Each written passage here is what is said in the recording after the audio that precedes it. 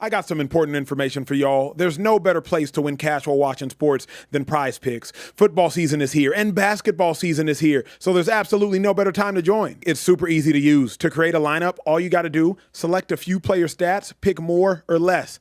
That's literally it. PrizePicks is available in more than 40 states, including California, Texas, my home state, and Georgia. But my favorite thing, PrizePicks is going to give you $50 in lineups when you make your first $5 lineup. What's that mean?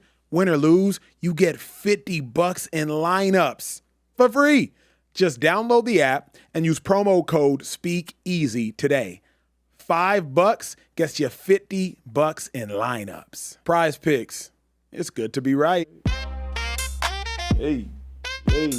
Ladies and gentlemen, welcome back to the Speakeasy, sophisticated sports talk with the best in the game. I'm the large human being behind the bar, nicknamed Care Bear. I don't know why I still have that nickname. It was given to me by a high school coach. And yes, it's a great nickname. I still think it's a great nickname. You know, I've gone by it. I've gone by it my entire career, so I'll stick to it. The man that chooses to force me to stick to this nickname and also wears non-prescription glasses on a day-to-day basis, Mr. Emmanuel Oscar, how are we doing today? Hey, it's been a beautiful day in Southern California. It's great to see y'all. Glad y'all are here. Yesterday we had a record-breaking night. We did. 6,000 of y'all joined us in the Speakeasy. A record-breaking night. Hey, y'all are family. Hope y'all had a good day. It's going to be a good show, going a lot of places. Some deep conversations, some light conversations, some fun conversations. Hope you pulled up a drink, grabbed you a seat. Let's have some fun. Not only a record-breaking night, but a record-breaking weekend as we brought back a familiar face. Yes, sir. Back into the Speakeasy for Monday Night Football. And guess what? He's back here again tonight. I'm talking about the first football player to ever wear a hoodie under a pair of pads. You know what I'm saying? Somebody got James Jones in the building. How we doing today? Somebody got that swag. Wait, I got two things. What's up, man? So my first thing is, them ain't prescription? They are. That's crazy. He said, I'm like the whole time. already, bro. The whole time I done knew my dog Audrey. This man up here just with some cool glasses. Like, no prescription. Number two. Yeah. It seems like we always break records when I'm here. Hey.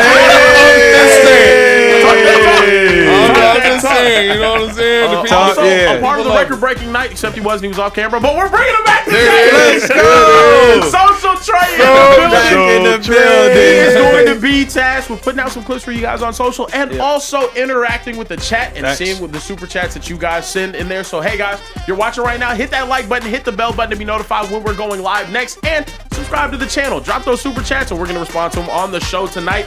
Fellas, we got a lot to talk about tonight. And we got to start off with some breaking news out of the NBA. I'm going to take this one solo, fellas, as of right now. The Dallas Mavericks finally let go of Nico Harrison. This was long overdue. He was fired after a 3-8 start for the Mavericks. The Mavericks went from 2 years ago being in the NBA Finals to now having one of the worst records in the entire NBA. And Nico Harrison was the sole reason why we were in this situation. Fellas, I cannot agree with the decision more. As a matter of fact, it should have happened on February 2nd last year after he decided to trade away a generational talent for the Dallas Mavericks. There's one thing you don't do when you're a Dallas Maverick, a front office member. You don't trade away the generational white boys. You don't. You just don't, man. We get them every single time. Thank God we got another one in Cooper Flagg, and now we have to build around his 18-year-old cold self. Fellas, this move made perfect sense to me. I think Nico Harrison is now responsible. We will look back in history and say this GM was responsible for one of the worst trades in sports history. Trading away a top 5 player who had 5 first-team All-Pros in his first 6 seasons for Anthony Davis. I don't care how good Anthony Davis is. I don't care that he's one of the best prospects that we've seen, one of the greatest defensive prospects ever, maybe one of the best defensive players of this entire era. I don't care. Trading away Luka Doncic was one of the worst mistakes ever, and you did so not only for just Anthony Davis, Max Christie, and a 2029 first-round pick. You could have gotten so much more if you were to move on from Luka. He is responsible for tanking my entire franchise. I hope he doesn't get any sleep tonight. I hope he immediately sells his home and it's somehow gifted to someone that's much needed and deserving of a home in Dallas, Texas, because I never want to see him step foot in the Metroplex again. Nico Harrison, for lack of a better term, fuck you. Damn. Woo! Woo! Fellas. Sheesh. Oh, my God. Sorry, I had to go there, man. It feels great. It feels great. The weight is off the shoulders. As a Mavericks fan, that is how he made me feel. That was a fellas. Wow. Do you believe that this firing was just? And if you don't, why are you wrong?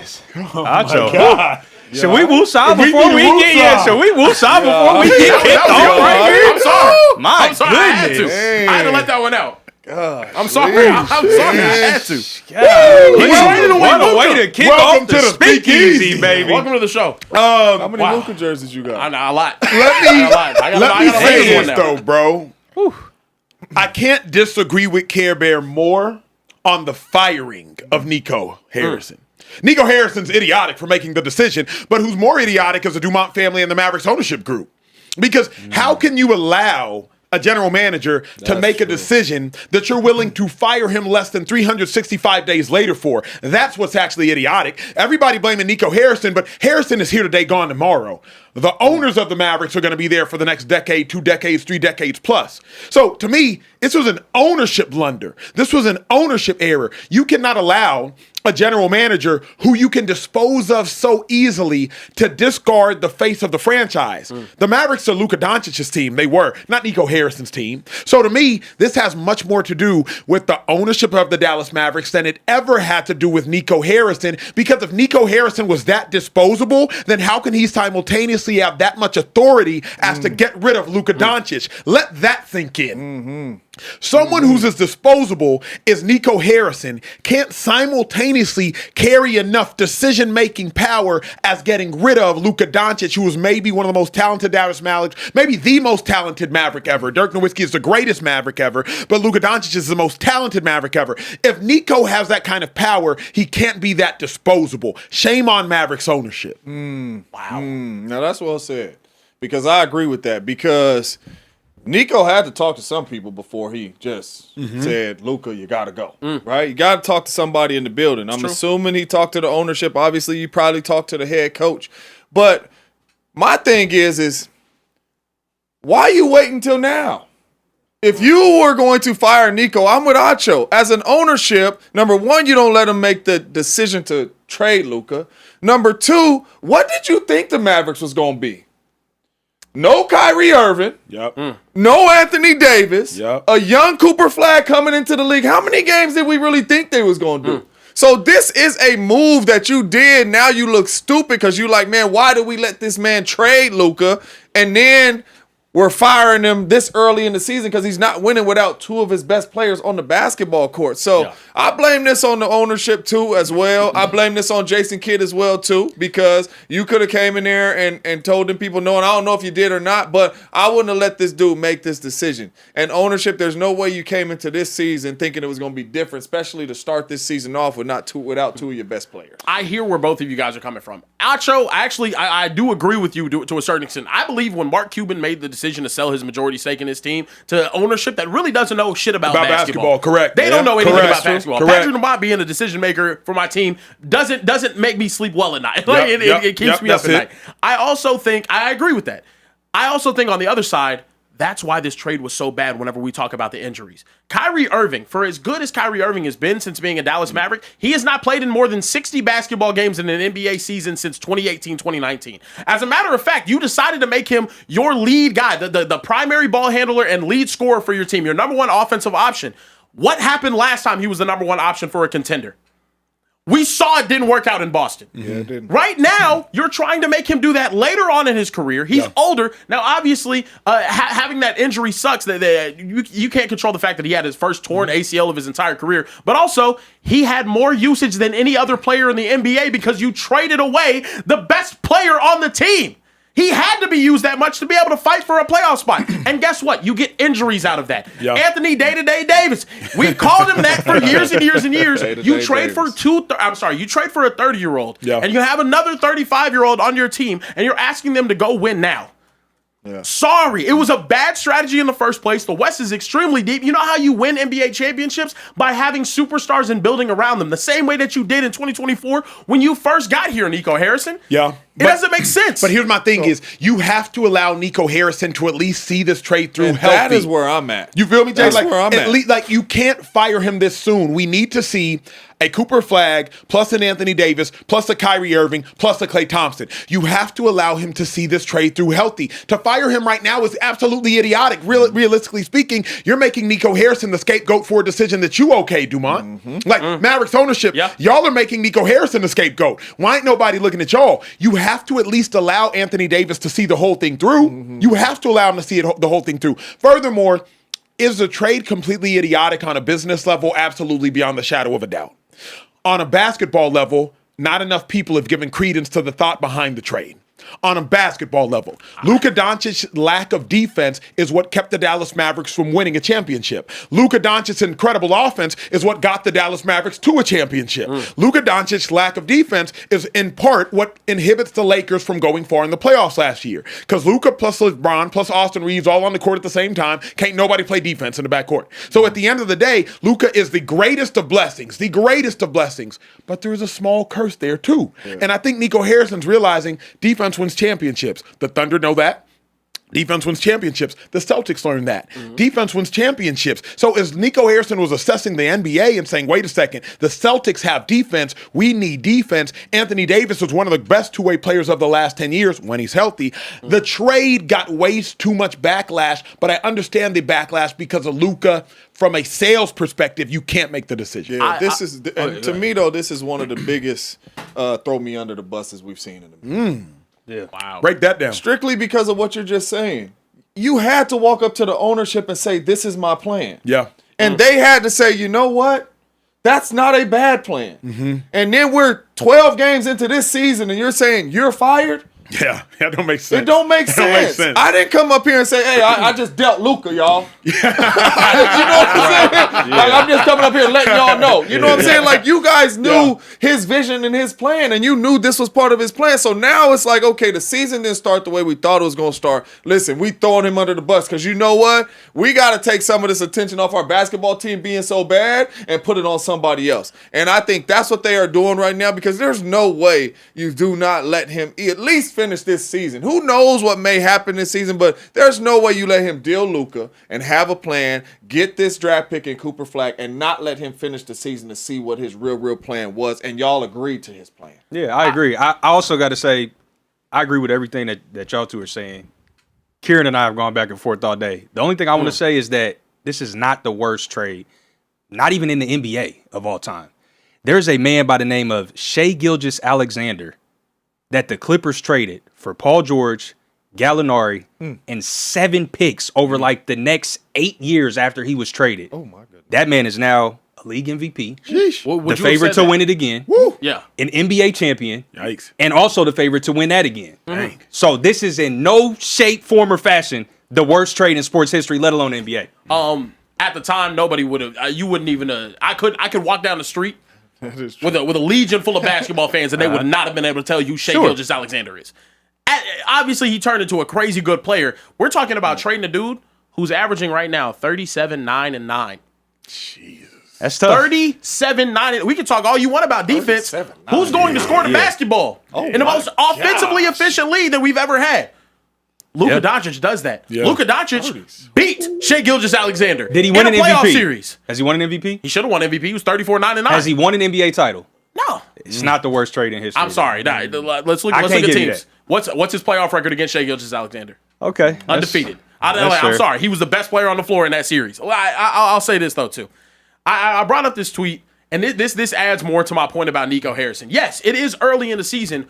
We have completely lost a fan base. And as ownership, you cannot allow for this type of distraction. Yeah. Cooper Flagg's mom retweeted this tweet earlier from Mavs Stan 41. Shout out Dirk Nowitzki. He said, Cooper Flagg should not have to listen to fire Nico chants when a teammate of his is at the free throw line with the game on the line. Nico Harrison will be a huge distraction and a stain on this franchise until he is fired. Get rid of him as soon as possible so we can all move forward. His mom had to come out and clarify, hey, this wasn't about Nico getting fired, but we should not have to listen to fire Nico chants while we're at the free throw line. Now, you can say that's Dallas being a bad fan base. Guys, let's not keep that to the opposing team's free throws. But my thing is, you completely lost the fan base. The Mavericks had a 24-year streak of home sellouts. Now, are they sellouts done through back channels and all sorts of other weird stuff? Sure. Yeah. You lost that streak. No matter how it was, you lost that streak because this team is borderline unwatchable at the moment. Correct. And that's really more so the reason why Nico Harrison got fired. He If gotta we're going to go. be honest, it's a bottom line issue. He's affecting revenue. People were burning their Luka jerseys. They weren't wearing them to the stadium. The franchise was hemorrhaging funds. Yeah. And so they said, you know what? Yeah. We got to do something to appease this fan base and do it right now. Yeah. And if that's firing Nico Harrison, then let's do it. Hey, speaking of funds, what's up with the super chats, G? We do have a super chat. What's up with the super We chats? got a super chat from our boy Josiah. He said the fact the boy had to talk to ownership about Nico and their decision to trade Luka just tells you how out of touch they were with basketball. Good luck, Mavs, and the fan base. So Do you guys think that Mark Cuban would have ever greenlit Hell a trade? no. Come on, man, y'all stop. Hell. Was Dirk Nowitzki a dominant defensive force? Y'all stop. No. Absolutely not. Built around Do him. you think he would have greenlit a trade for him? Never. No. But Mark Cuban's of a your businessman. mind. Yeah. He's a Out of your businessman mind. first. Yeah. To my knowledge, the ownership group of the Mavericks, this is just a small chess piece. The Mavericks are a pawn in what the ownership group of the Dallas Mavericks are trying to do. I think they're trying to get casinos greenlit in Texas and casinos greenlit in Dallas, so they're not worried about these Mavericks. If you're a Mavericks fan, I pity you. I pity myself. I pity Care Bear because it don't seem like we And wouldn't not check only out that, to with it. Mark, it was a different relationship with the players. Correct. You know what I'm saying? When you have a legit relationship with the players, you're not just going to deal him because he a little overweight, ain't playing no defense. Yeah. You're not going to do that. What this ownership right now, what they got, they not even in tune with what's. I mean, I think it was a dangerous move altogether. And Jenny, I tweeted this out a couple of days ago. I think Mark Cuban leaving was the catalyst for this happening. Of course. It's rare that you find an owner, and this is the reason why, like, even though I hate Jerry Jones as the decision maker on my team, I respect the fact that he, as an owner, loves the team. That it's not a business just to him. It's really like a, hey, like This is my priority. This is my He priority. loved This is the the whole Cowboys. thing. It was like that with Mark Cuban, and now I think you look at the guys that look at Mavericks history before Mark Cuban got there. A complete joke. A complete joke. Then you have Mark Cuban get there. We become a perennial playoff team that was competing for championships and in the Western Conference. He leaves, and now we're a joke again. Yeah. It's tough. But it is what it is. Moving forward, off of the Nico Harrison stuff. God bless America.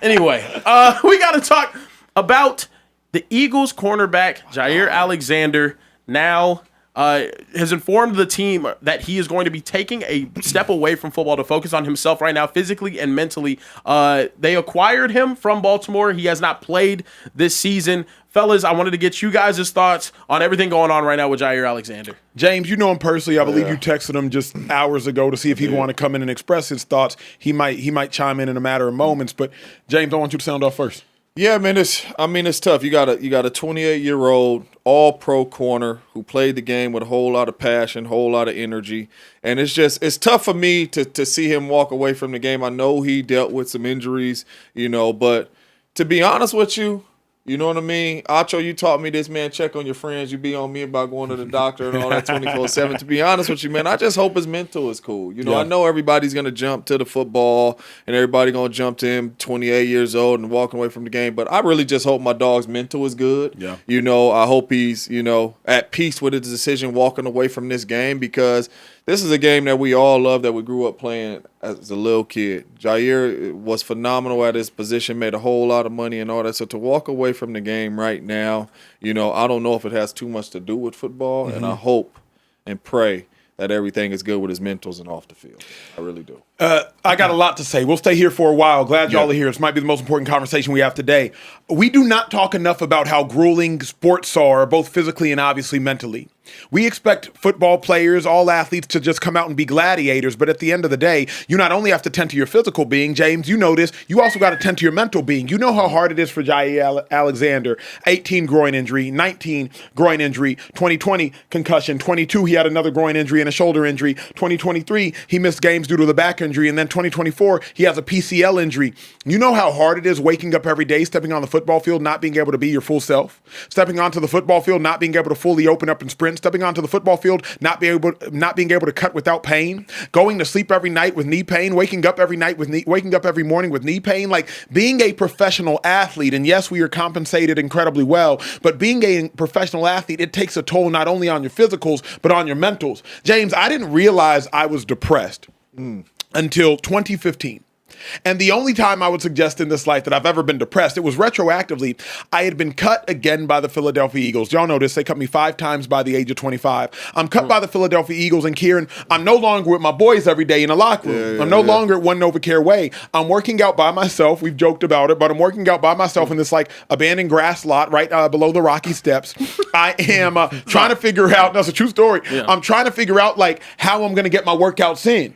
Every morning I would walk around my apartment complex and I would just listen to different songs and different music, and I would just kind of question, what am I doing in this life and where am I going in this life and what is my life going to amount to?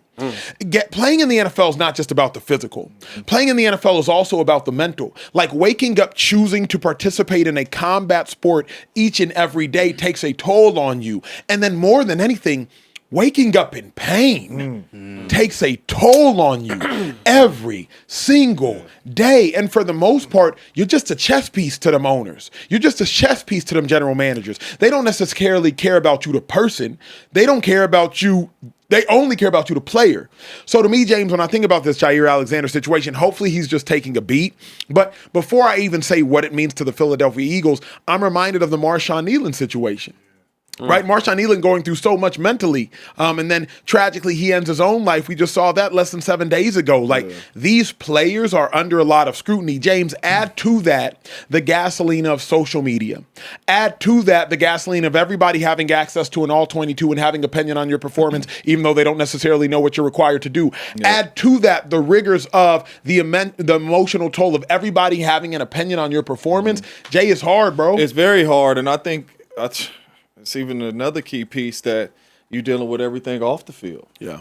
You know, you have family members and family and everybody depending on you, and you know what I mean, you the breadwinner, and you know, you the one that's going to change the whole family's life and all that. Like, people don't know how much that takes a toll of you. We've been in the locker room, right? You come out of the practice. Elaborate on that, James, because this is a different show. Obviously, your old show, your old fan base, they know a little bit more about you. This show, you grew up homeless. Woo.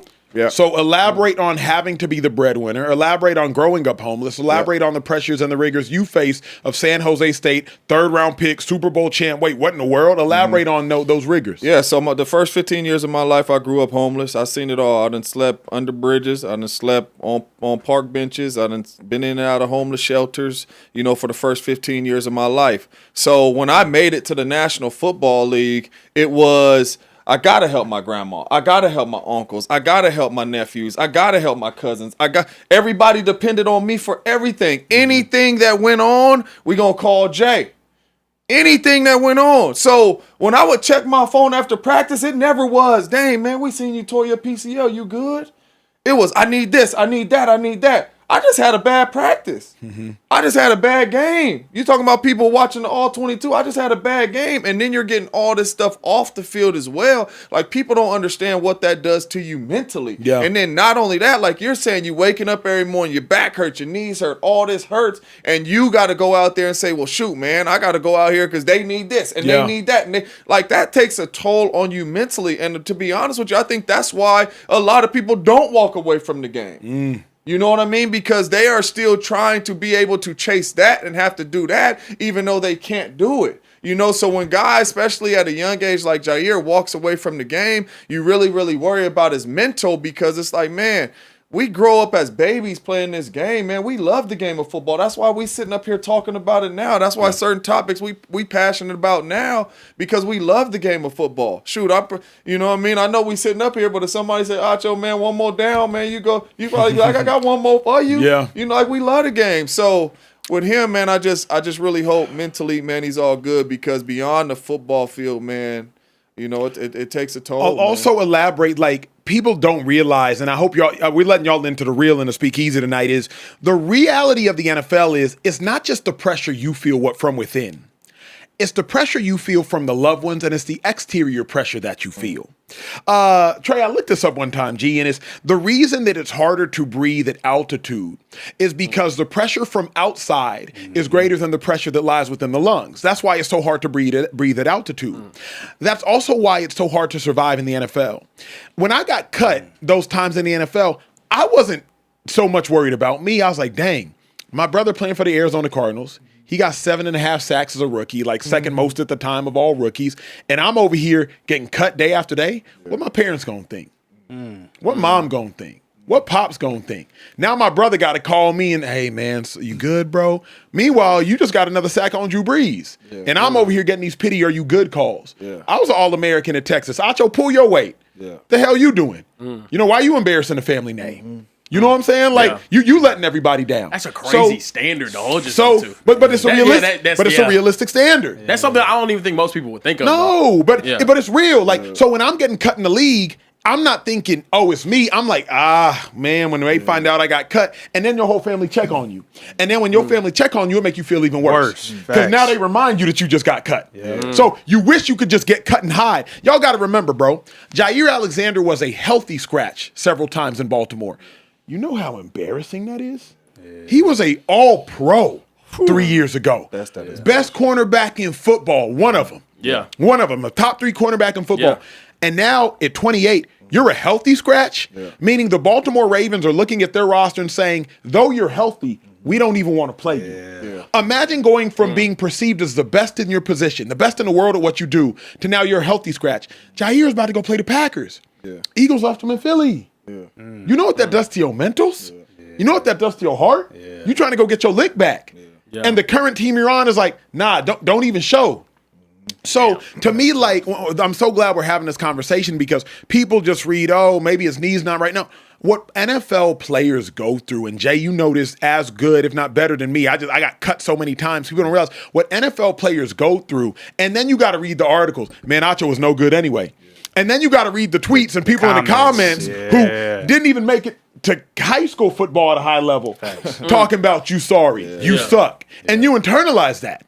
And like that stuff really sticks. And so to me, like, this is a deeper and bigger conversation than just Jaire Alexander. Jaire to me right now is just following Marshawn Nealon tragically is just the latest icon and poster boy for it. But not only that, it's crazy that you say that because Emmanuel Acho is up here right now. He's single. You know what I mean? He only got to worry about really himself. His parents did well for himself. His brother was 7 sacks at the time and all that. Imagine being Emmanuel Acho and you married, you got kids at the crib, and you getting cut 5-6 times before 25. And now your mentors and they saying Emmanuel Acho was awful anyway. James Jones can't play anyway. He can't catch. He can't do that. But you going back to the house. And you got to deal with that. And your kid's like, Daddy, why you not? And not only going that, to the game this weekend. And not only that, on top of that, now let's put Jaire's injuries on top of that. So I want to go out there, but I can't go out there. Or when I am out there, I can't even be myself out there. You know what I'm saying? So it's such you got to be really, really strong mentally. And at one point, nobody retires because they don't love the game anymore. You retire because it's taking a toll on you mentally or physically. I'll never forget in training camp, I was in my last year with the Packers, had a real good year with the Packers. They didn't sign me back, and I went to training camp with the Chargers. And I remember after the first probably week of training camp, I came to the wife and I said, it's a wrap. I'm done. Mentally, I can't sit in these meetings no more. Mentally, I'm not in it anymore. My body, it ain't ready to go no more. Like I knew, you know what I mean? Like it took a toll on me. And it wasn't that I didn't love the game anymore. I just knew at that time, mentally and physically, I'm done. You know what I'm saying? And then, you know, and I wasn't 28. You know what I'm saying? Like Jaire Alexander being 28, man, I like I say, you know, what he been through physically, I'm just praying for his mentals, man, because it's tough. We always talk about going from almost like civilian to king, but it's very hard to go from king to peasant. Oh, yeah. That is, that's real. Yeah. And I think that, like you saying that right now, I think that's why a lot of these players struggle after. You're used to being way up here, getting in places free, everybody. And you ain't nothing now. You know what I'm saying? Like, you got to pay for your ticket too, dog. Like, we don't care. Like, that's a real thing. It's incredibly hard to go from king to peasant. And figuratively speaking, James, you can speak to this better than I, but on the outside in, 3 years ago, I would suggest, probably 3 years from this date, Jaire Alexander was probably the most famous Green Bay Packer. Josh Jacobs wouldn't have been there yet. Jordan Love wouldn't have been Jordan Love yet. Aaron Rodgers is now gone. Jaire Alexander is probably the most notable Green Bay Packer. Even if they were there. Jaire playing the way he played. Right. The personality he had. All of it. Cut 2-3 years later, and he's a guy on the Baltimore Ravens. He's a guy. He's a guy that's not one of the 46 best players. Yeah. Because you're a healthy scratch. So you go from being the best player on one of the 5 most notable franchises in the history of the game of football to, at best, the 47th best player on a Baltimore Ravens team that's this year was irrelevant at the time. You go to the Philadelphia Eagles, and once again, you're not the 47th best player. You know what that does to your psyche, to your pride, to your heart, to your everything? I just can't imagine working so unbelievably hard. What is it? Whether it's technique wise, whether it's training, whatever it is, mentality. Learning the game as much as he has over the years that he's been in the NFL, and then it's not up to you. Your body can't put you in a position to go out there and compete. And now the healthy scratch thing is crazy though too, because it's just I can't imagine how. Let me break this down, feel. James. I doubt you were ever a healthy scratch. A large part of my career as a healthy scratch. For those that don't know, there are 53 NFL players on the active roster. 46 suit up on game day, and the other 7 are healthy scratches. Simply being, you practice throughout the course of the week, you get played like an active player, but you don't dress out on game day. I was often a healthy scratch, especially my second or third year in the league. You don't know if you're going to be a healthy scratch throughout the course of the week. You don't. You're going through practice. Yeah. Then about 3 hours before the game, your position coach will come up to you and say, hey, Acho, you're down today. Hey, we're going to roll with an extra tight end offensively and on special teams. So what you do before the game is you get your conditioning in. You go out there, you run about 10 suicides, 15 suicides. You get a lather. And then when everybody is putting on their pads, putting on their helmets, you chilling, eating. You chilling. Yeah. Sunflower seeds. Yeah. Maybe an orange slice, a couple banana peels. Couple bananas, if you will. And when everybody's putting on their helmets, running out the tunnel, you're running out in sweats. You know how demoralizing it is when you watching James Jones run out with the hoodie and the 8-9 jersey and Aaron Rodgers looking at him like, hey, Jay, I need you today. And they looking at you like, hey, make sure you cheer on them guys really well. Hey, Acho, you want a headset? Damn. You laughing, but I'm serious. I hear you. And now, this is me. I was always a peasant in the NFL. Imagine if I was ever king and had to be thrown to becoming a peasant. I didn't know kingdom. I started 2 games in the NFL because D'Amico Ryans got hurt, Michael Kendricks got hurt. It's crazy. But now imagine if you Jaire Alexander, like the toll that the sports take on you is wild. And I think we need to stop down for a moment and acknowledge what the Marshawn Nealons had to go through. Acknowledge what the Jaires had to go through. Acknowledge what Lane Johnson has had to go through. He's spoken about it. Brandon Brooks, Eagles right guard during that Super Bowl run, he had to take some time off. Like, acknowledge this ain't just fun and games. Like, this real now. And not only that, like just look at Jaire's journey though this year though. So the Pack say, hey man, you gotta pack your stuff up from Green Bay. We're going on a different route. You go to the Baltimore Ravens, get settled, get you a little apartment, whatever you're gonna get, unpack your stuff and all that. You healthy scratches, and they say, hey, bruh, you gotta go get your apartment in Philly now. Yeah.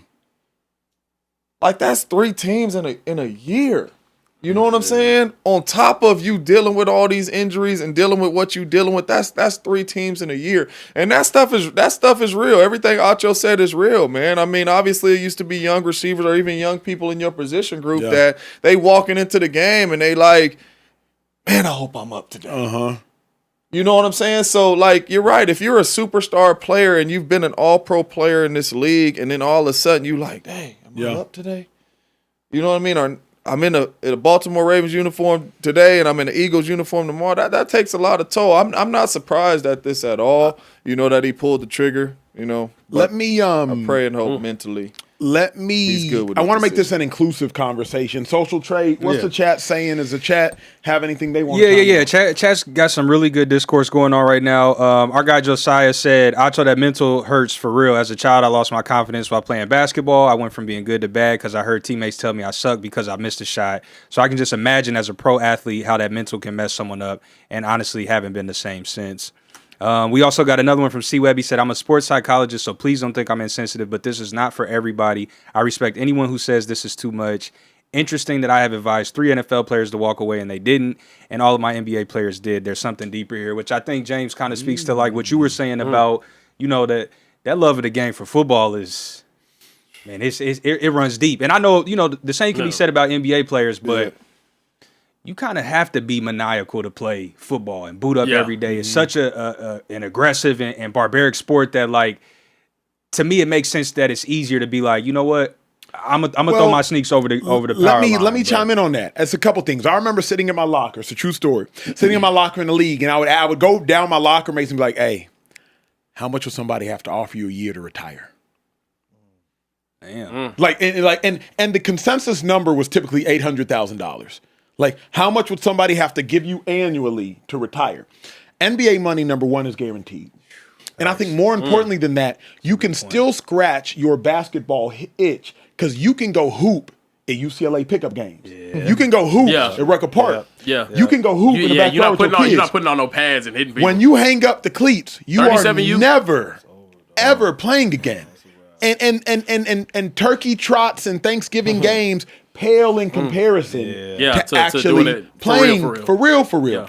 So to me, I do think there is, shout out C-Web. I think that was a sports C-Webby, psychologist. C-Webby, one of our. A shout out, I think that's a her. Her, She yeah, chimed in. she, yeah. Shout out to her. And I got my master's degree in psychology, so I really lean into the sports psych of it all.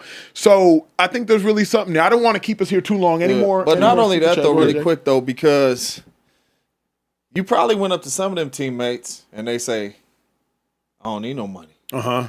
I love playing football. You know what I'm saying? And that's my thing. Like as a young age, you love the game of football. Yeah. Does it take some of us out of the hood? Does it give some of us money to help start our career? It does. But you buckling that helmet up every single week, knowing that I might not walk off this field. I know. Yeah. But I'm going to buckle up anyway because I love this game. Yeah. You know what I'm saying? Yeah. So it's a lot of people that say, man, I don't need no money to go out. You know what I'm saying? The money good, but I love this game, especially young. Yeah. Jaire's 28, man. Yeah. You start getting into your 30s and all that, and you done been in the league for 10 plus years. That's different. Yeah. I couldn't imagine even thinking about at 28 retiring. At 28, I'm like, man, shoot. But let me ask you this. That's because I feel like we're just peaking at 28. You know, at 28, you're probably you're probably just getting your second or third contract. You're going to the Raiders, maybe. Like, Jaire, statistically and physically, is on a decline. I stepped away from ball at 25. But I had the hard conversation with myself, Acho, you'll never be an All-Pro. You'll never be a Hall of Famer. And unless you stumble into some luck, you're not going to be a Pro Bowler. I'm tired of getting cut. Yeah. Go do something greater with your life. Like, this football thing, you got a real ceiling, Gotch, and you keep getting hurt. I got hurt 7 times in 8 years. But I think you got a ceiling, Gotch. Go. I think your decision was too, though, because you did keep getting cut. You know what I'm saying? Like, let's say Emmanuel Acho was playing for 7 years at 28. And you wasn't worried about dressing out. No, I'm not you retiring. feel what I'm not saying? retiring. That's all I'm saying. Like, Jaire Alexander is 28 years old, and like he's still. I mean, I don't know all of his injuries, but he's still got good football left in him. But not only that, mentally at 28, you ain't thinking about giving up the game, dog. Yeah. Unless. Mentally, it really took a toll on you. Yeah, you know it'll be so, a praying tough for my dog. Yeah, man. praying for Jaire for sure. Yeah, for sure. definitely. Where we at, Kerry? Keeping the conversation around injuries, though, we do have news out of the NFL today. Is Jacksonville Jaguars wide receiver / DB Travis Hunter underwent successful surgery to repair a torn LCL in his knee today. Fellas, he's now going to miss the rest of the season. Do we have concern about Travis Hunter's future now? I always had concerns. Oh, wow. And if you didn't have concerns about Travis Hunter, you weren't being realistic. You know how many freak athletes have come into the NFL and have not successfully played both ways, nor have they tried? You know how many athletes in the NFL could have played both ways and didn't? Like, as great as Travis Hunter is, and he is an absolute star, you cannot outdo the National Football League. Calvin Johnsons have existed. Patrick Petersons have existed. Derek Stingley's have existed. They don't play both ways. So to come in and think that you will successfully be able to play both ways without it taking a toll on you, I think that's asinine. If this was a contact injury, I'd say this is a moot point. Contact injury, I don't think that has anything to do with usage. To my knowledge, this wasn't a contact injury. This occurred at practice, non-contact. I tore my MCL 3 times. I did it twice in college. I did it once in the NFL. I know a lot about knee injuries. So you're not talking to someone who doesn't know what they're talking about. You're talking to someone who knows about lateral ligament and knee injuries. I know all about them. If it's a non-contact injury, this to me has probably a lot to do with usage. And even if you're not talking about usage in the NFL, because it's not like Travis Hunter was playing 120 snaps a game, think about the toll it took on him in college. Though he only played 3 seasons, you could say he really played 5 seasons. Because he played 5 seasons worth of snaps. Right. At Jackson State, sure, 1 season. By the time he got to Colorado, every season Travis Hunter was playing was 2 seasons. And not 2 seasons of quarterback just dropping back. Not 2 seasons of defensive line, strike, get your head in the gap, shed, make a tackle. 2 seasons of sprinting. Travis Hunter was running, I think, 3 miles a game or something like that every single game. Maybe 2 miles if I'm mistaken. So to think that Travis Hunter would be able to successfully play both ways in the NFL like he did in college, to me was disrespecting the game of football. Yeah, he has to choose one. And this is a clear sign. He has to choose one side of the field to play. And if it's DB and you put him out there for 5-6 plays on offense to, get a fly sweep, run this route, fine. But you're absolutely right, Acho. The NFL is not college, man. I'm just going to start with practice. Forget the game. As a starter in practice, when the offense is up, you're up. And you run your little 15 plays. Then you go sit down. And you go talk to people while the scout team is going against the starting defense. Travis Hunter ain't doing that. Travis Hunter is doing the plays on offense. He ain't going over there with us to talk. He going to get starting reps on defense now. So now that's more reps at practice for you to get hurt. And this is not just you. This is what you've been doing in Colorado. So that's a whole lot more snaps. Then you're coming into the game and you're playing 50 plays on offense. Probably a little more, and you're playing 50 to 60 plays on defense in college. Now you're coming to the pros, and you're going up against the best of the best, the Derek Stingleys, the Jalen Ramseys, whoever you want to go out there and think, you're going up against them. And now you're going to guard the Jamar Chases and tackle the Derrick Henrys and tackle the Nick Chubbs and tackle the Jahmyr Gibbs. That is too much on your body. He's going to have a 3-year career if he continues to play both ways, because he is going to deal with injuries. If he does not pick one side of the ball, Travis Hunter's career is not going to be long, and they are going to burn him out. He has to pick a side. I remember how I felt coming out of a game playing receiver, and I might have got 3-4 catches. And still during the game, you blocking, you getting tackled, your body is beat up after the game. I couldn't imagine how Travis Hunter's body is going to feel over these years playing defense and offense. He has to pick one, or we are going to be able to see Travis Hunter play football in the NFL for very, very little. The other thing not enough people talked about, James spoke to it. You know how many downs off and even games off you can take in college? In college, Travis Hunter probably went up against, I think, 1 or 2 number 1 wide receivers. He went up against T-Mac at Arizona, and he went up against some wide receiver at Stanford. I don't know where he ended up getting drafted. Eric, he's at, where is he at now? I don't know, but he's in the league. In the league, you got to go see Nico for the Texans. Then you got to backdoor and see Jonathan Taylor if he breaks through for the Colts.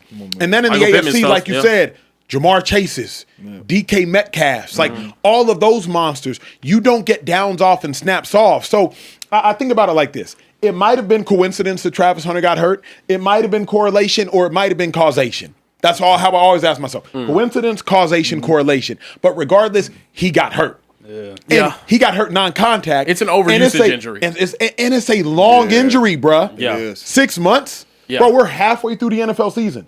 We are halfway through your rookie year and you're done for season? Yeah. Like, and then not only that, we didn't even get enough juice out the squeeze in the first 8 weeks. It's one thing if in 8 weeks, James, he gave us 17 weeks of work. That is true. But we didn't get enough usage in them first 8 weeks, and you're done for the year after 8 weeks, and it was a non-contact injury? I'm more worried about the long term. Like, Travis Hunter is a heck of a football player. I want to be able to sit back, and I want to be able to watch Travis Hunter for the next 12 to 14 years. Because he's that type talent, and he's that type player. Yeah. We're not going to get that if the Jacksonville Jaguars continue to put him out there on offense and defense. It's going to be between, I said 3 to 5 year career for one of the best talents we've seen come into the National Football League in a very, very long time. And this was the main thing we were talking about, playing both ways in the pros. It's not that you can't. It's the toll that it's going to take on your body that's going to stop you from doing it. Then let me ask you this. Which position should he play? I have always said it should be defensive back. He's easy, Travis Hunter is an elite defensive back. He is a athletic wide receiver. He is an elite generational caliber defensive back, both in zone coverage and in man coverage, and as it pertains to ball skills, getting interceptions. Elite defensive back. He was always a athletic, talented wide receiver. Look at his best plays this year. It's not like he's routing people up. His best plays this year, slants, hitches, overs, crosses, comebacks that he's getting busy on. But like, it ain't like he hit nobody with no Devontae Adams or wop at the line of scrimmage. Like, he is a freak athlete as a wideout, but he is a technician, defensive. He's a ideal prototype DB. James, what position? No, you got to go defense. I believe he could change the game at the defensive back spot. I believe he has all pro written on him at the defensive back spot. And not only that, it's the defensive back spot when you watch Travis Hunter play is more natural to him. Yep, agreed. You know, like I tell my oldest son now, he play running back corner. I say, I got to coach you too much at corner. We hand this thing off to you, you get crazy work like Shady. Like, it's that's what chose you. Defensive back chose Travis Hunter. That's well said. It chose him. Receiver is just something that he can do because he's an excellent athlete. Defensive back chose him. I believe he could be a special defensive back. And then, like I say, if it's 3-4 plays in the game, you like, hey, let's throw him out there, throw him a go ball hitch or whatever. Do that. But I would love to see him at defensive back, man, and go out there to have a Hall of Fame All-Pro career, man, because I believe and that's let me also say this, with all due respect, because Travis Hunter is a freakazoid. Heisman winner, can't take none of that from him. A lot of dudes could have played both ways in college. No doubt. I wanted to bring up this point. With all due respect, man, I played with Charles Woodson. I wanted to, it is a Charles Woodson. I mean, Jabril Peppers, we saw him do it later. I want to disagree with you guys so much. I really do, because I do think Travis Hunter is special. And then you mentioned Derek Stingley, and it made me remember. If you guys remember, Derek Stingley's freshman year at LSU, they won the national championship. Didn't play on the offensive side of the ball because they had Jamar Chase, Justin Jefferson. He was promised, hey, next year we're going to be able to play you there. He ended up having an injury. I think it was like in spring practice or something like that. They were like, you know what, man? Nah. Like we can't risk we can't risk having this unbelievable talent that we have on the defensive side of the ball playing on both sides and then giving you more opportunity to get injured whenever you're the most valuable player on our team right now. I think Derek Stingley could have done it at a very high level if you watched him. I mean, unbelievable. Probably the best ball skill outside of Travis Hunter, I think, right now at the DB position in the entire NFL.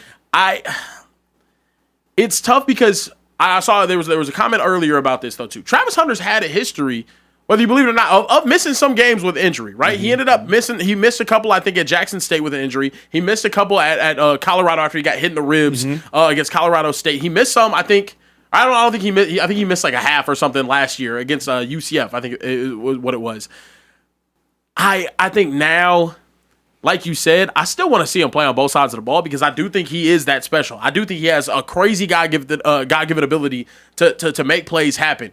But like you said, James, it's got to be maybe 5 or 6 snaps on that side of the ball. And it can't be, and I do think his more special position is on the defensive side. And like you said, there's players that could have done it on both sides as well. Several. I think every team probably has 2 players who could play on both sides of the ball at a solid level. Yeah. Several. Not on Travis Hunter's level. No, but at the same time, at a solid at level. a good level. We got to remember, Patrick Peterson could have done the same thing. Very and much with the so, Arizona Cardinals, they did. They were throwing a couple now screens, couple bubble screens, put them out there, and go get busy. Yeah. And keep it pushing. Yeah. You know what I'm saying? So Let anyway. me ask y'all this. Has the game evolved too much to where, like, is this a Travis Hunter thing, or is this a pace of the game? That's a good question. Evolution of the game to They where throw the ball two-way way more. players just shouldn't be a thing anymore. You have the Deion Sanders. Way back, you had the Jim Thorpes, guys that were viable two-way players on both And he was sides of playing the ball. baseball, too. God, Prime is Yeah, crazy. that's what I'm saying. Yeah, or was that just more reflective of Prime and his ability to be a freak athlete? Same thing with like Bo Jackson. You know what I mean? Like, No, there's too many greats now. Like, Yeah. you got to remember, No. and James can speak to this. Back in the 80s and the 90s, the top 5 receivers in the league were crazy. The drop-off was wild. Got it. Yeah. In the NFL right now, 1 through 14 best wide receivers, almost razor thin. Now, 1 through 3, yes, you got your Jamar. 1 through 2, you got your Jamars, you got your JJs. Yep. Bro, A.J. Brown and Nico Collins. Of course, A.J. Brown be like, Yeah, right. Devontae Smith. you know what I mean? He's like, he's like, Jalen Waddle, Devontae Smith. yeah. Mike Evans, A.J. Brown. Yeah. You know what I mean? Like, It's sure, crazy. You're gonna, Yeah. but there's too many greats. Right. Yeah. Bro, Yeah. it's too many greats. But to me, it's not the covering. What happens when AJ catches it? You know what I'm Yeah. saying? And you got to tackle him. Yeah. You know what happens when Jamar Chase catches it? Yeah. Right. And you got to tackle. Or Derrick Henry is coming around the edge, and you got to tackle him. Yeah. Like, this is different. The Jacksonville Jaguars, with all due respect, will be selfish if this young fella comes off of this injury and they put him back out there both ways. Yeah. They will be selfish. Put him on one side of the field. If you got some little gadget plays for him, let him do that. If not, like I say, Travis Hunter will have a short career because of the physical beating that it is going to take. Yeah, I hope not. Hopefully he heals up. Ready to see him next season. Hopefully Like, the look what Jags we look a saying whole lot right better. now. Yeah, no, exactly. Yeah, Ready it's to see tough. him next season. That's tough. unfortunate. Tough midway He through ain't his played career. 8 games in the National Football League. We talking about ready to see him next season. Yeah, first round pick. Yeah, that just can't happen. Second overall. Just Second cannot overall. happen. And you coming off of surgery, and we saying just go do the same thing you've been doing. Yeah, Can't do it. Yeah, that's All well right, said. moving forward, we got to talk about the Jets. Head coach Aaron Glenn, during his media availability, had some choice words for the media, Wanna fire given him, that given that someone put out some stuff about some injuries. I'll let you guys take He a looked listen. like he ready to go. I'm going to pass on talking about injuries. Since Rich, he's not here, has all the answers, so you guys can get all the injuries from Rich. So I go right into this game. Are you a candidate for IR, or is that not something you want to? Ask Rich. I'm asking you. Well, I'm telling you to ask Rich. He's not here though. Hey, Well, you better call him. No disrespect to you or Rich, but like we want to hear from you. You know, like that. You guys have been here. Matters. You guys have been hearing from me, but now since we're just reporting stuff, Bro, I haven't said enough. Aaron Glenn gonna get fired Oh wow. quickly. And if he don't change his behavior, with all due respect, he should. This isn't acting like an NFL head coach. This is acting like a petty ex-girlfriend. A petty ex-boyfriend. Why don't you just ask him then? Since you want to text him all night, why don't you just ask her then? She got all the answers. Since she got all the since she know what your favorite food is, why don't you just ask her? This is acting like a petty high school ex. Wow. Like, what are we doing here? You are the head coach of an NFL organization, and because you got scooped on a player's injury, now you don't want to answer questions regarding the health of future players? Like, Aaron Glenn, your team is too bad, and y'all are too sorry for you to not be an astute speaker every time you step in front of a microphone. The only thing we can cling on to right now for you, Aaron Glenn, is that you are a great leader of men, because your offense is awful, god awful. Your defense is not good enough. So at least let's hold on to you being a quality leader of men. But you want to get to the podium and choose petty? Aaron Glenn, you got to pick a struggle. You can't be sorry and petty. Be petty and excellent. Be sorry, but you can't be sorry and petty. And right now, James, why would I want to hold on to Aaron Glenn as a head coach? There is no reason. To me, this was immature. It was young. It was childish. And it was not a quality defensive leader. Yeah. Our defensive coaches in the NFL, Sean McDermott, D'Amico Ryans, Mike Vrabel. Our defensive coaches in the NFL are like, I'm not going to be bothered by anything. I'm not immature. I'm not childish. I'm going to step up to the podium, look y'all in the eyes, and answer questions. Let the Mike McDaniels do stuff like this. Let the little offensive boy geniuses do stuff like this. But our tough, rugged defensive coaches, and now, why don't you ask him? I mean, he got all the answers. You're too grown for that, bro. Yeah. Too grown. Oh, so first off, should he be fired? Why not? Why not? No, he should not be fired because of those comments. If he is going to be fired, I agree Acho is going to have to be with the product on the football field. And right now the product on the football field is not that good. But it is only year one. So he should not be fired. But what I will say is it's time to become a head coach, big dog. There it is. Thank you. It is time to become a head coach. What do you think the Adam Scheffners and all these boys, the Ian Rappaports, what do you think their job is to do? To break these stories. Yeah, facts. Yeah. And it's more people out there than them to break the stories. But that don't mean you get up there and say, just because Acho broke the story, ask Acho what's going on. No. That's why they saying we want to ask you.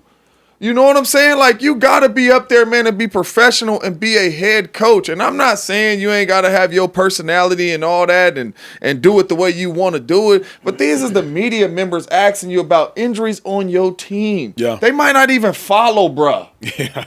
They might not even know bruh said that. Bruh. But you following bruh and you and your feelings and all that because he broke a couple injuries before you can get up there. That's their job. Correct. That's how they get paid. They're trying to become bigger. Just like your job was to be a good defensive coordinator and it turned into a head coach, their job is to break as many stories as they possibly can so they can go up. Yeah. And now you over here being petty to the reporters and telling them to ask him, come on, To the man. people that weren't even there. It's time to become a head the coach. other thing that frustrates me is what is Aaron Glenn good at?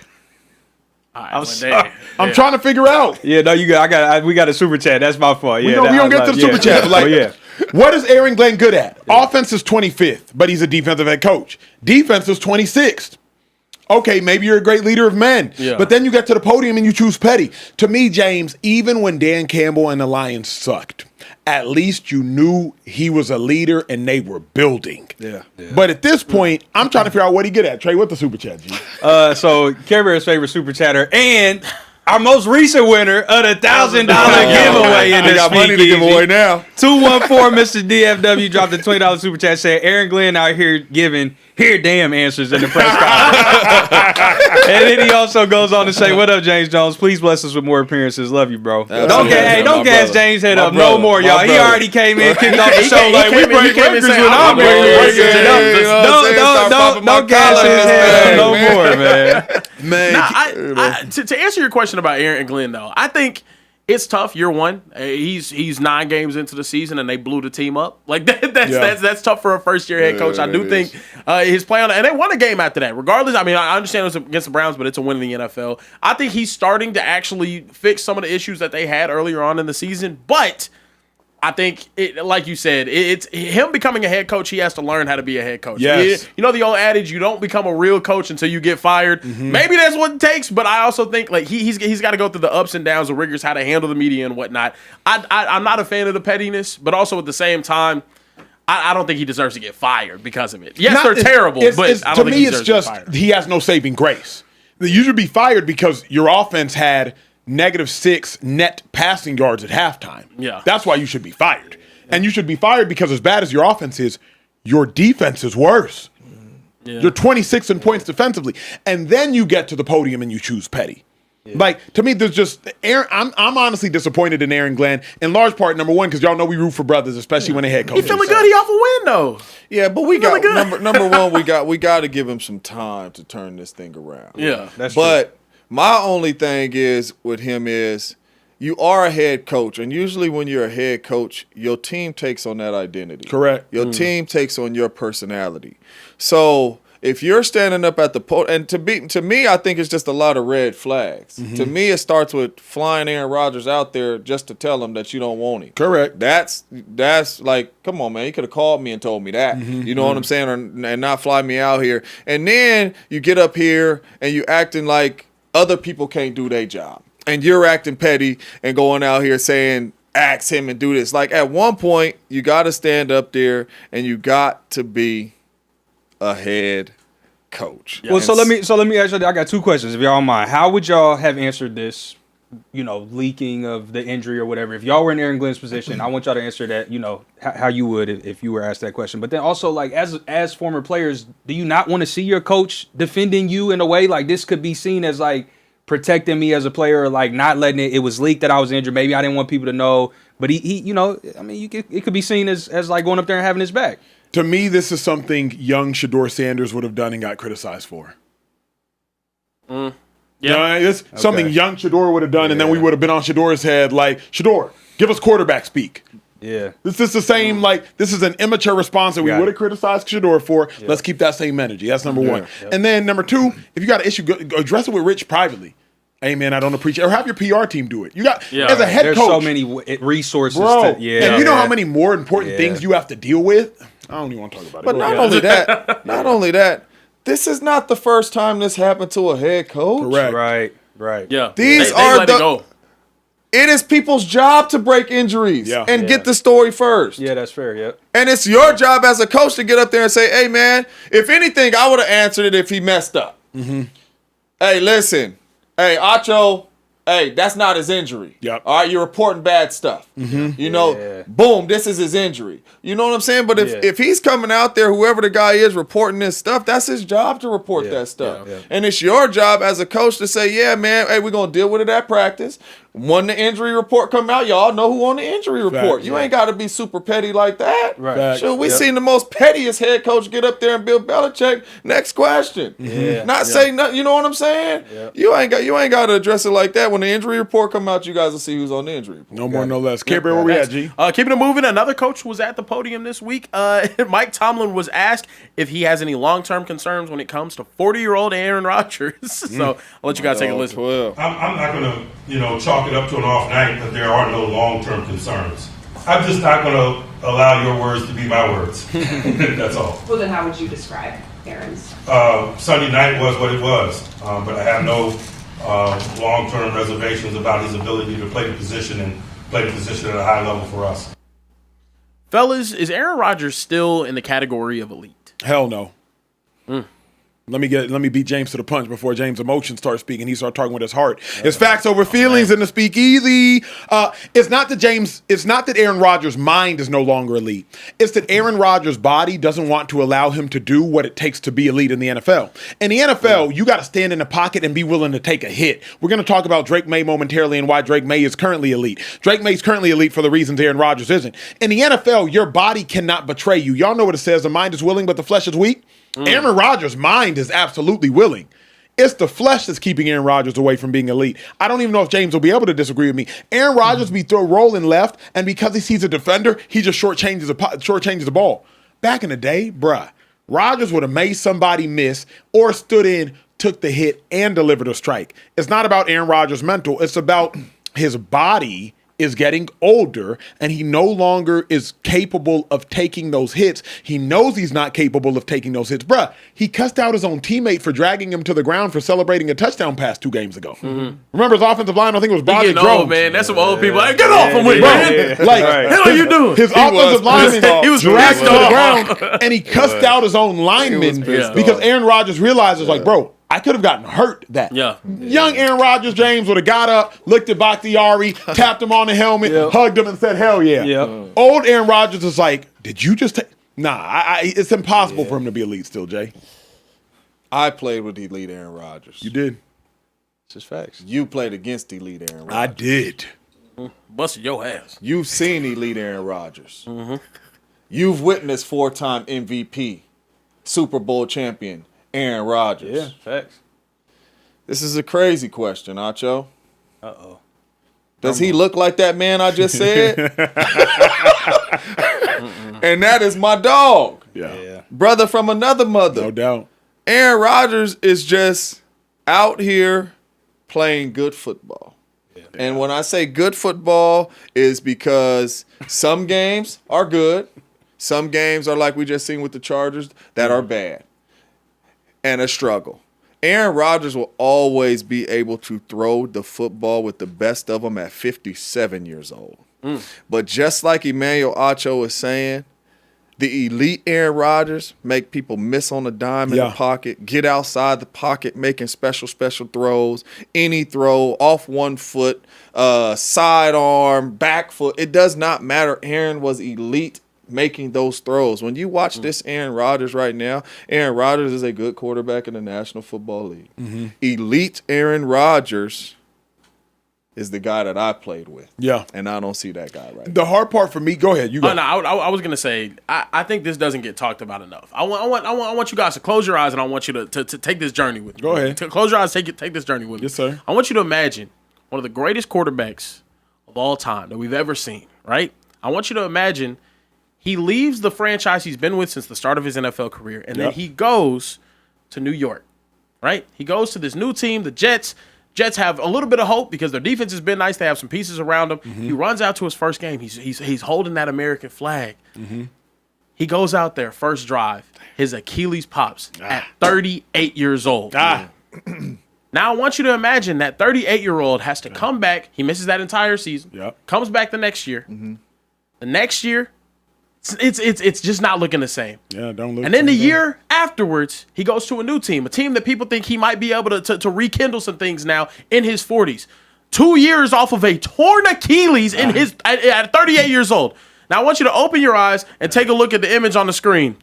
Oh my God. We can pull up that image. Fellas, the National Football League Look at Jay's face. is not nice to 40-year-olds 2 years removed from a torn Achilles. You're so wrong. I realized this the other night. We have been complaining about, Rodgers isn't able to go around and take those shots, and he's not as mobile and he can't escape as much. Brother, he's 40. You're so wrong. And he tore his Achilles. Bro, y'all saw what Kobe looked like after he tore his Achilles. It don't look the same. That's a tough injury to recover from. And I don't think he gets enough credit for that. It's just like, Aaron Rodgers is just not the same. Brother, he can't be. He can't be. So first off, you are wrong for that. I mean, look at that picture. But to be That's honest, crazy. To be honest with you, it's unfair. It's unfair for us to ask this question. It is unfair for us to ask this question, Emmanuel Acho. It's unfair for the reporters to ask a question to Mike Tomlin about Aaron Rodgers. We can't expect Aaron Rodgers to be the dude that you played against and I played with. Yeah. That's unfair. Do you know how good that man was? Then what's he in Pittsburgh for? He's in Pittsburgh to play good football. Elder abuse. And have a good defense. And if he plays good football and they have a good defense. Could Russell Wilson not have played good football? Could Sam Darnold not have played good football? Could Geno I think Smith not have Russell played good Wilson and Aaron Rodgers, to be honest with you, Aaron Rodgers at 40, he's way better than Russell Wilson in the pocket right now. 1,000 times better than Russell Wilson in the pocket throwing this football. And that's off an Achilles injury. Russ ain't even had that. And Russ ain't even 40 like Aaron Rodgers. But he's nowhere near Aaron Rodgers in the pocket. But let me ask you this, because I heard this before.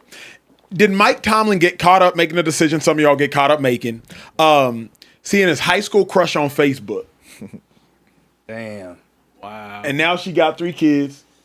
Oh. She never lost. She ain't got on the Ozempic yet. No Body GLPs. ain't sitting like it used to. It ain't sitting like it used to. Things just sagging. Everywhere. Y'all do. Cellulitis setting in. But you remember your high school crush. You remember. Remember how she looked. Remember how bad she was? You saw her on prom night with that other. Yep.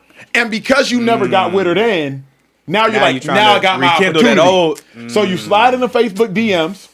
You sign them in free agency. You already lost. You all on that Facebook. one day. Yeah. And now all of a sudden you stuck with your high school crush wondering, what am I doing here? Yeah. Because at the end of the day, Mike Tomlin's loved Aaron Rodgers since Aaron Rodgers and James Jones beat them in the Super Bowl.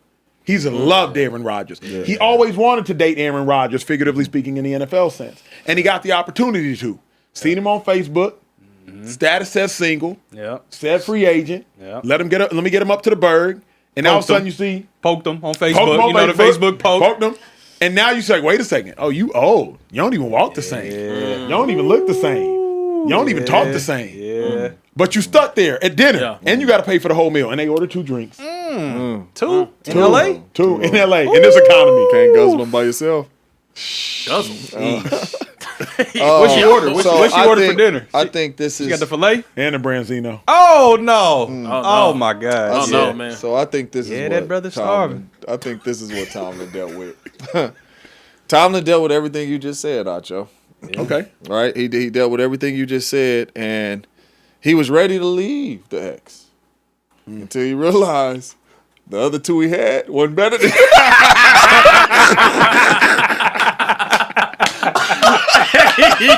Oh my gosh!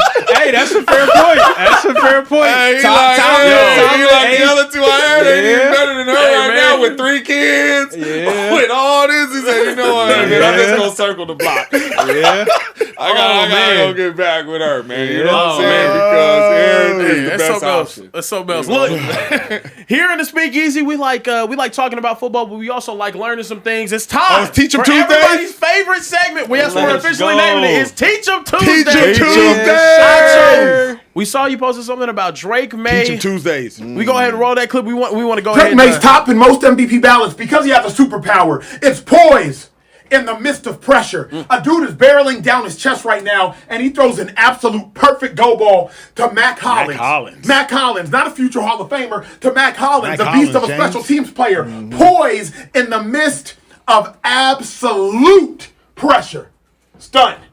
Drake Maye's about to take a shot. I mean, that's a shot by a 330-pound defensive lineman. killer. And it's absolute poise. It's absolute calmness. But this is just one of many plays. See, throughout the course of the game against the Tampa Bay Buccaneers, Drake Maye is going to experience pressure. 6-man pressure right here by the Bucs. I mean, you got 2 unabated defenders, and Drake Maye, just a simple touch pass. Dog. Poise. Dog. Absolute poise is Drake Maye's superpower. When you got defenders screaming down his chest. Yo, let the world know. Drake Maye's not getting lucky. This is a superpower. This is an absolute superpower that you see time after time throughout the course of the game. You're going to see pressure. Boom. I mean, dude's going to get hit right by his throwing arm. Dog. A quarterback, you want to throw too much zip on it, it's a drop. You want to underthrow it, it's a pick 6. But if you throw it perfect, with absolute touch, right over that defender that got a little bit too greedy, it turns into a 72-yard touchdown pass. Drake Maye, a topmost MVP ballots, not because he's lucky, not because he's on a hot streak, because he has a You good, Ken? superpower. Hey, y'all good in the and back? Boys. Acho. Talk to me. I was wholeheartedly ready to put him third on my MVP list behind Stafford. Watching that, he was getting hit on all of those. All of them. Oh of my! them. He dropping nuts. All of them. Drake Maye is an elite quarterback already. And he's elite quarterback because he does something better than most, if not every quarterback in the National Football League right now, and that is keep poise in the midst of pressure. You might bring pressure as a defense, and you might bring 6. He keeps poise. You might win with the 4-man rush and run a quick Ted stunt, and you might win defensively, but he stayed poised. Drake Maye, James, it does not matter if he's getting hit. It does not matter if he sees the pressure. It does not matter if he feels the pressure. His ability to stay poised in the pocket in the midst of pressure is making him play at an elite level right now. That's why he is atop my MVP ballot. Because did y'all notice the players he threw them touchdowns to? Yeah. Mac Hollins, a 10-year special teams player in the National Football League. Kyle Williams, I think a dog, first or second-year wide receiver from Washington rookie, State. rookie. Washington receiver from Washington State. And more than anything, I hope y'all remember this equation. James, you know it better than anybody. Yak is timing plus accuracy. Yards after catch, the equation is very simple. Timing plus accuracy equals yards after catch. So that 72-yard touchdown to Kyle Williams, that was because it was perfect timing with great accuracy. Yep. That 54-yard go ball to Mac Hollins, perfect timing with accuracy. That over route across the middle, timing plus accuracy. The Patriots are where they are because Drake Maye is elite. Yeah. And I was just about to say, you as a defender, you know how impressive it is for him to stand in that pocket and take them shots. Correct. We just talked about a dude that was elite with ball placement, and that's Aaron Rodgers. If you watch Drake Maye's ball placement, it is Matthew Stafford, Aaron Rodgers like. Yes. It is elite ball placement. Look at the 4th and 2. Yep. Great catch, elite ball placement to Stephon Diggs at the goal line on 4th down. Yeah. His anticipation to throw this football with elite ball placement is something special. And that is why he is going to be a future MVP of this league. I'll say that. Let me second that. The other reason Drake Maye Look is at so that right good, there. and the other reason Drake Maye is elite, is because they have full trust in him. Y'all remember right before halftime, James, if y'all don't remember it, go back and rewatch Yeah, this that's game. the one. It's fourth down. And not just this Elite play where we're ball going to show y'all, it's fourth and goal. You could have kicked the field goal. They decided to go for it. And Drake Maye throws a dart to Stephon Diggs. Elite ball. Then I believe it was 3rd and 14 later in the game. You saw Philadelphia Eagles on all they 3rd and longs. They just finna run. Like, you know what? We're not even going to make Jalen Hurts think about having the opportunity to throw an interception. Drake Maye, 3rd and 14, convert. They go down and get points. Like 3rd and 14 and you dial up a pass play with a second-year quarterback, that means you have full confidence in a quarterback who has fully earned that confidence. 100%. But Care Bear, show this clip you have. Yeah, I mean, this clip right here, I think just kind of showcases. Bro, this is ridiculous. really all of what he has. I mean, the ball placement is just crazy. Bro, that is ridiculous, Bruh. man. Yeah, nah. And that's the thing, too. I don't think you see whenever you see, like, the side camera. This is something that you always see on all 22, right? You see where he's throwing the ball. Look at where he's throwing, where that arm is slotted at, and then where the ball actually ends up. Correct. Because he's moving to his side, you're seeing that ball actually end up moving 5 to 10 correct. yards in the air. Let me ask over you to the this, other side. James. That's anticipatory, like, accuracy. Let me ask you this. Is Drake Maye already a top 5 quarterback in the National Football League? He's a top 5 thrower of the football in the National Football League. Like how you answered You know that. what I'm saying? He Break like that difference down for the the casuals. difference is you know the ability that Josh Allen has to break open a game with his legs and his arm is a little different than what Drake Maye is doing right now. Drake Maye is dominating with his accuracy and throwing his receivers open. And that's why I say top 5 throwing this football right now with anticipation and throwing it to his receivers is something special. And watching them clips, people don't know how hard that is. Everybody, it's not too many quarterbacks in the National Football League making those throws. That is very, very hard. I tell people all the time, if I don't play with Aaron Rodgers, my 50-plus touchdowns I got, cut them in half. James Jones will have 25 touchdowns because the other 25, the other quarterbacks aren't even thinking about throwing those. When you watch Drake Maye play, he like, dang, Stephon Diggs cover. No, he ain't. I remember I used to tell the DBs before the game, they like, we owe you. Don't matter. Yeah. I ain't running away from you with no crazy speed, none of that. But I know I got a dude back here that's going to put the ball where only I can get it. Yeah. And that is what Drake Maye is doing, and that is not easy. Yeah, the Drake crazy Maye is special, The man. other crazy part about this, y'all, is like this is probably the Patriots' floor. Right. Really think about this. You for a look at second. that roster There's on like- offense. It's it not can a bunch only of get game better. breakers on the outside. It can only get better. Mention Like, Matt Collins, brother. Kyle Williams is going to get better. Oh, man. He was one of my favorites coming out. He's too. going to get better. Travion Henderson is going to get better. Matt Collins, obviously, as a wide receiver, can be replaced. Stephon Diggs, as good of a season, quote unquote, as he's having, he's on pace for 954 yards. You can find that obviously elsewhere. Like, and Drake Maye's only in his second year. McDaniels ain't going nowhere as an offensive coordinator. He's tried and failed as a head coach, so we know he's going to be there. Mike Vrabel ain't going nowhere else as a head coach. Like, this Patriots team is once again going to is going to become at least the AFC caliber contender every single year. And y'all got to remember, they got their division right now in a chokehold, and the Bills are in that division. Yeah. No, I don't know. To me, it's the anticipatory throws, though. Anticipatory throws while standing in a clean pocket seems like it's doable, right? Especially from the fans' eye, right? I said, I've been watching a lot of all 22 this year. I'm trying to get my ball. There you go. Get you right. Having anticipatory throws at the NFL level, whenever those pockets move as fast as they do, while also getting drilled. Yeah. While knowing that the blitz is coming, hey, this is the one spot that I know is going to be open. That's just that elite cerebral play. Correct. From Drake Maye. It's to go along with the action. Can I put you on the spot real quick? When's the last time y'all have seen a quarterback in their second year with this type of pocket poise, anticipation, being able to read the defense, get through their progressions, and be this successful? Can y'all think of one? Second year starting or second year starting? Rookie? Second year starting, Aaron Rodgers was like that. Okay. And I would say in a traditional offense, Andrew Luck. Yes. In a gimmicky offense, you could see like Jaden Daniels in a spread offense that Cliff Kingsbury runs. You will see ball comes out quick, but the ball is designed to come out quick in those types of offenses, right? 4 wide receivers wide, zone read-based offenses. You got to keep an extra linebacker in the box or an extra safety down there. But in a traditional 21, 2 running backs, 1 tight end, or 11 personnel, a traditional NFL offense, I'd have to go back to Andrew Luck. Hell, C.J. Stroud, you saw it from him as a rookie. but that's not necessarily a traditional offense. There was a little more gimmicks there. That was coming from the Kyle Shanahan tree. This is different. But this is absolutely. This ball placement that he has is different, and that is a rare talent. Yeah. That's why we praise the Matthew Stafford. Yeah. And we praise the Aaron Rodgers. And we praise them dudes like the Drake Mays, like we praise him right now, because that is a rare talent to be able to put that ball in certain spots. And I'll end the conversation by saying this. To James's point, that's a talent that doesn't depreciate. 100%.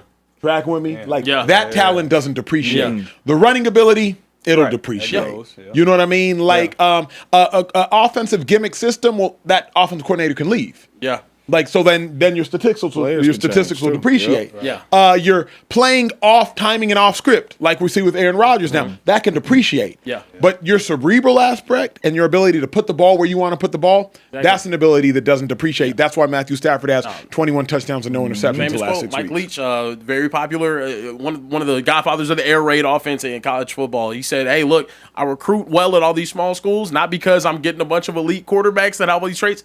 Are they accurate throwers of the football? If they are, cool. I can teach them the majority of everything else. So it's crazy what he's out there doing. Now look, we have to get to some of the drama in the sports world today because it has been crazy. All-time high. The drama is at an all-time high. Stephen A. Smith is back in the news as Michelle Beadle, former ESPN host, got to cooking on him. It was crazy. I'll let you guys take a listen. Kind of like, he doubles down and he does this. If I'm ESPN, and I get it. You created this monster. He is bigger than you now. And that's exactly your fault and your fault only. You let him run rampant all over that company and put his face on for everybody who's like, he works so hard. I'm going to let you in on a little behind the scenes. He wants to do that. Nobody's asking him. He's desperate to do it. He shows up. I told everyone I work with, I will never share a set with that person. Ever. Because I don't respect him. And life's too short. The morning of my last day on Get Up, as Greeny was giving me a heartfelt goodbye, and I awkwardly sat there, as I was leaving the set, they started a promo that Stephen A. Smith will be on the show tomorrow. Like, it is Killed him. It, bro. She sounds jealous. She sounds jealous. Like, with all due respect, the hate for Stephen A. Smith has gone way too far. Wow. Has he earned some of it? Absolutely, beyond the shadow of a doubt. I remember one time he was talking about a Broncos-Chargers game, and he said Derek Johnson's probably going to go out there and dominate. Derek Johnson had been retired for 2 years. I remember he said that Chan Gailey was still coaching the Dallas Cowboys, and Chan Gailey hadn't coached the Dallas Cowboys in about 10 years now. Yeah. So, is Stephen A. Smith over-inundated on television? Yes. Is he oversaturating our content? Absolutely. But I'm not going to sit here and say that, number one, he doesn't work hard. I'm not going to sit here and say that, number two, he's not one of the most talented at what he does. And number three, he's probably the best television entertainer in the industry. Yeah. Is he on too many cameras? Yes. But he's worked for what he got. And so I'm really trying to figure out, why is the Stephen A. Smith hate at an all-time high? It's gone way too far, and Beadle just sounds jealous as hell. How in the world are you going to hate on someone and say that everyone praises him for working hard? He wants to do that. Good. Yeah. Good. That's the reason why he's where he is right now. It doesn't make sense to me. And then also, here's what else don't make sense to me. You don't respect him because what? And here's my thing. You're the reason you were so upset, the one thing you called on James is, your last day at there, they ran a promo for him. Yeah, because he was popping and you was leaving. Yeah. Duh. First Take been the highest rated show.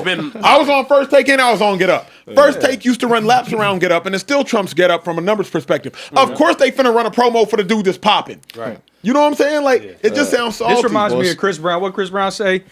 You ain't from outside the club. You can't even get in. You can't even get in. Who cares what you like? This is such a pity party, woe is me type of thing. It's crazy. It just feels like, it's just a bad take from her. Look, the buck didn't even stop there because she went on to say during that rant, I'm not a religious person, but I am praying for his downfall. Dang. Crazy. Yeah, that's a different level of hate. And the media storm even got crazier because then Carrie Champion went at Stephen A. Smith and said, she went at him, criticizing him for not directing the same level of criticism at Michelle Beadle as he does with black women like herself, Jamel Hill, Jasmine Crockett, and Michelle Obama. She references past Ray Rice comments on women and urged him to keep the same energy.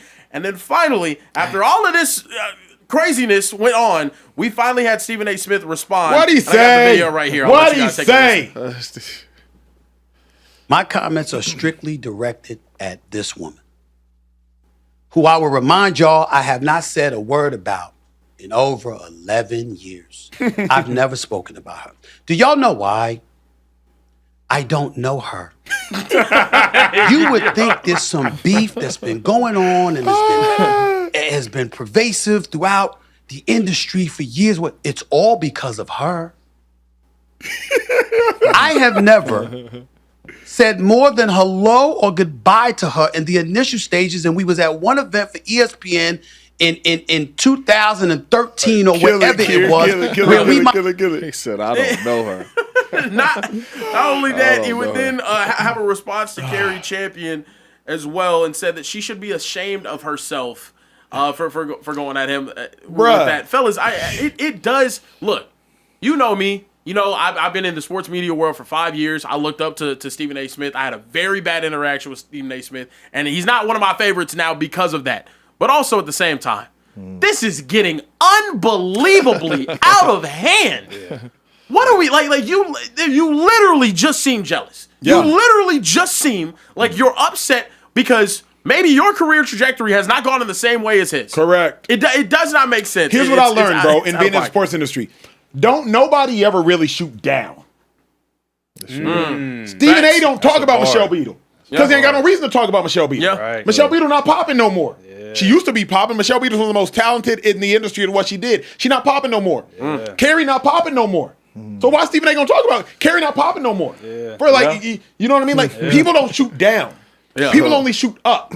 And so the dilemma is, it's like anybody who has animosity in my mind a lot towards Stephen A. If it's towards a take, I get that. Sure. But if it's just towards the existence of the human being, and if you praying on another person's downfall, what do you do? Yeah. He ain't out here committing no crimes because he gave a bad take. Yeah. You praying on his downfall? He ain't do nothing to your mama to your dad. Right. Because he's the highest paid, you praying on his downfall? Yeah. Furthermore, if we're really being honest,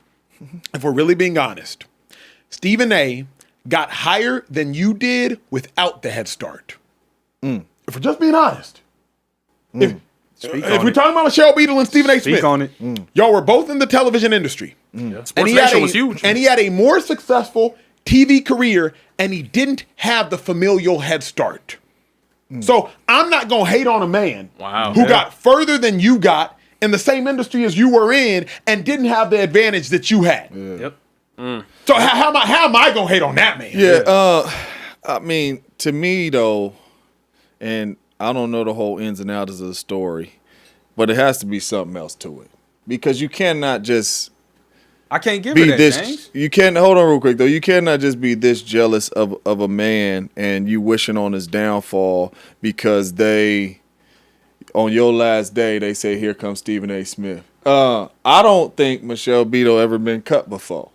Welcome to having a job. Because if you cut, Acho, talk about it. Somebody else gonna have that 51 on that day. When I got cut, Amari Cooper was in that 89 the next day.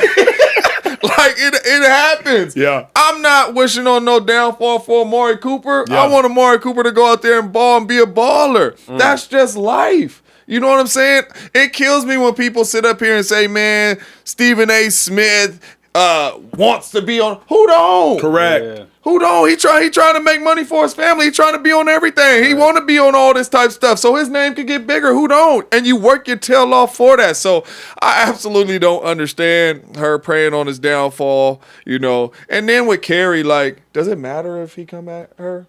That's my thing. Like, he just stood up there and say, I don't know you. That's it. So why does it matter is like, if he comes back at her? Even if he like, the other thing is like, you hating on somebody who don't even think about you. Right. Stephen A. Smith said at the end of the clip, he said, I could walk up from this desk, go to the bathroom, have a 2-minute conversation with an individual on my way to the bathroom, and that would be a longer interaction than I've had with Michelle Beadle in the last 10 years. Wow. I don't even know you. It'd be wild, Jay. I encourage y'all to do this in your free time after the show. People done wrote think pieces, why I hate Emmanuel Acho, and I don't know you exist. Yeah. There's 25-minute YouTube videos. Thanks.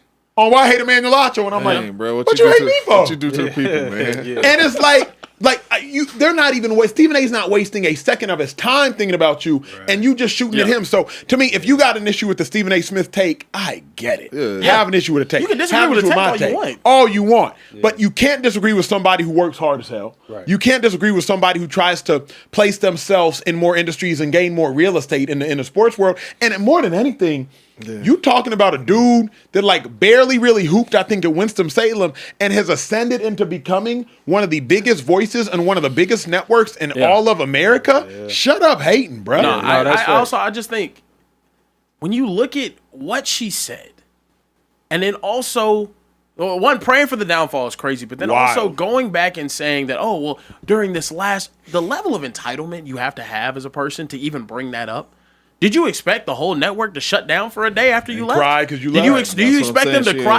Brother, have you ever had a real job before? Like, I'm not talking about I'm not saying that these are real jobs, but I'm saying like, have you ever worked in the service industry at all? Have you ever worked in retail? Yeah. You don't show up to work, they're gonna call someone else to try to get them to fill in. Yeah. At the end of the day, like to think that we were just gonna pause everything and you're praying on someone else's downfall. Also, speaking about ESPN made a mistake. Who are you? To be telling them what they've done. Obviously, they kept one of the most influential sports broadcasters of all time, if not the most influential sports broadcaster of all time, and they have him on retain. Like they're keeping him. They're clearly doing something right. I just think it's crazy. As I'm like rolling her little take back though, like you don't think it's only reason why I said I think it's more to it because she said that she will never step on a set with him because she doesn't respect him.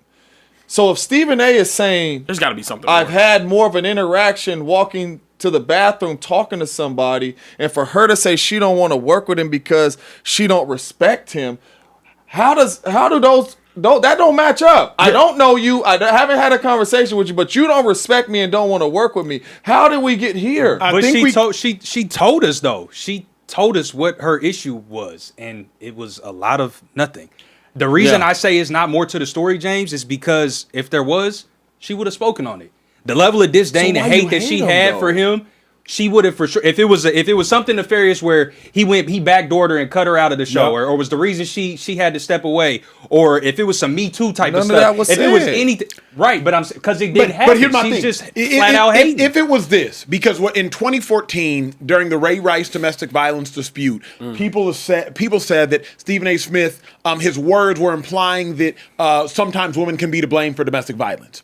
So that obviously levied a lot of hate. And I think that's where a lot of the tension case, I understand. But if that's the case, you got to say that. Yeah, you got to say that. Let that be your example. Yeah, that's why you don't respect it. Say that part. You know what I'm saying? Don't let your example be, I was leaving That's the what set. Carrie Champion said. Carrie Champion said that, and that's the reason why she didn't respect him. Say that. And you can respect that. But here's my other thing, bruh. And somebody said this once to some famous person. It's like, if you have an opinion about me, call me.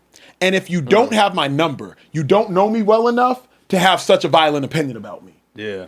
If Stephen A said a take like that, the Ray Rice thing, Carrie and Stephen A shared a desk for years. Hey, bruh, let's really rap about this. Yeah. Not just I'm going to throw. That's the problem we have where we're at in society. Yeah. People just want to, man, I lost all respect for you.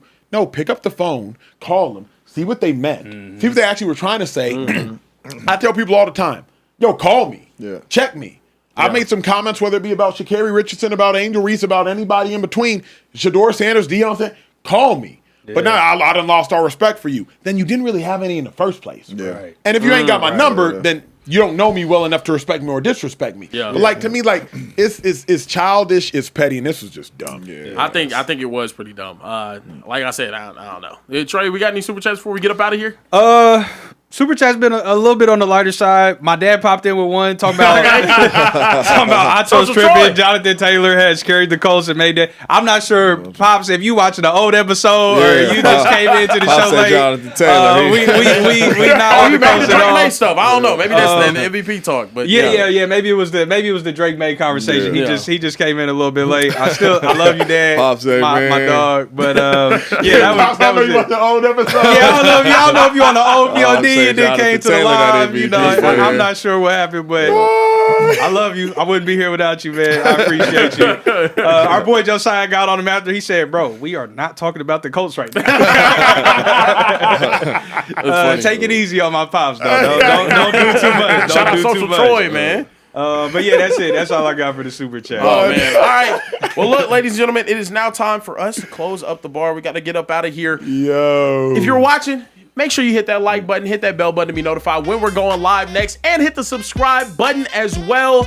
Look, we're going to be right back here tomorrow night, 11:15 p.m. Eastern, 8:15 p.m. Pacific, and 10:15 p.m. Central. We do not honor Mountain Time. We do not honor Mountain Time in the Speakeasy.